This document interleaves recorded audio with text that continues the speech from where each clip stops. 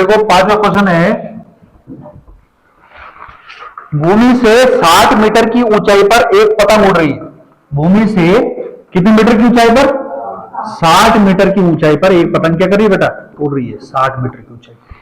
ठीक है, पतंग में लगी डोरी को अस्थायी रूप से तुमने कहीं पर क्या कर दिया? बांध दिया। तो पतंग क्या होगी? तिरछी तोड़ेगी, बहुत कम होगा कि जो है सीधे आएगा, है ना। तो आपने जो है भूमि से कहीं पर क्या कर दिया? आपने उसको बांध दिया, भूमि से कहीं पर बांध दिया। तो अब डोरी का ये जो डोरी है, अब जब भूमि से कहीं बांधोगे तो सामान्यतः क्या मान के चलेंगे? डोरी कैसी है? तनी हुई है, उसमें कोई भी जो है बीच में कर्व नहीं है, सीधी है वो डोरी, है ना। हमें मान के चलेंगे, वैसे होता नहीं है ऐसा, थोड़ी सी कर्व रहता है ना डोरी में। अगर आप किसी ने पतंग उड़ाई हो तो उसको समझ में आ रहा हो कि थोड़ी सी डोरी कैसे रहती है? घूमी हुई रहती है ना। और लेकिन हम ऐसा मान के चलेंगे कि डोरी कैसी है? ऐसी जो डोरी है यहाँ पर पतंग है हमारी, और ये ऐसी डोरी कैसी है? सीधी। और हमने ए को इसको क्या कर दिया? भूमि पर बांध दिया।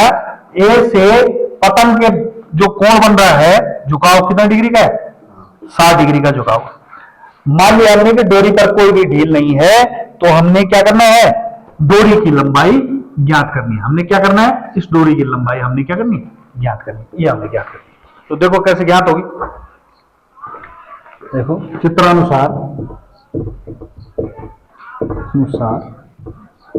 क्या हो जाएगा? हमें दे रखा भूमि से पतंग की ऊंचाई, भूमि से पतंग की ऊंचाई, भूमि से पतंग की ऊंचाई हमने क्या नाम रखा इसका? BC। कितना है? 60 मीटर। ठीक है, और वह धरती के किसी बिंदु से पतंग द्वारा बना कोण कितने डिग्री का? कोण ए कितना दे रखा है? 60 डिग्री। हमें ज्ञात क्या करना है? हमें ज्ञात करना है डोरी की लंबाई। इसलिए डोरी की लंबाई हमने क्या बोला? AC। डोरी की लंबाई AC के लिए क्या हो जाएगा? ऐसा त्रिकोणमितीय अनुपात चाहिए जिसमें लंब और कर्ण आता हो, हम जानते हैं, है ना, साइन थीटा। ठीक है, इसलिए साइन थीटा की जगह कौन सा एंगल है? ए है हमारे पास। ए साइन इक्वल टू लंब बटे कर्ण, और लंब की जगह हमारे पास BC और कर्ण की जगह है AC, और ए साइन ए की जगह है हमारे पास 60 डिग्री, और BC की जगह कितना है? 60 बटे AC की जगह कितना बेटा? AC निकालना है हमें। साइन 60 का मान कितना होता है?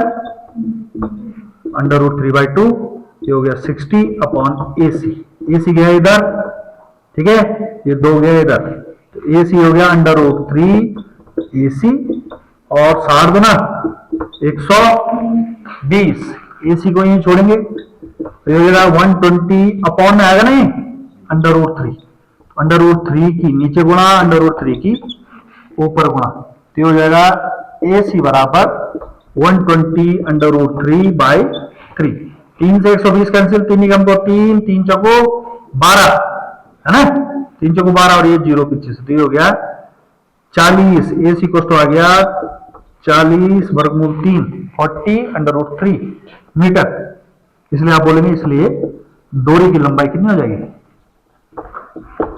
डोरी की लंबाई बराबर 40 √3 मीटर। ये क्या हो जाएगा? आंसर। ठीक है, आसान है, अच्छे लग रहे, अच्छे ही हैं वो।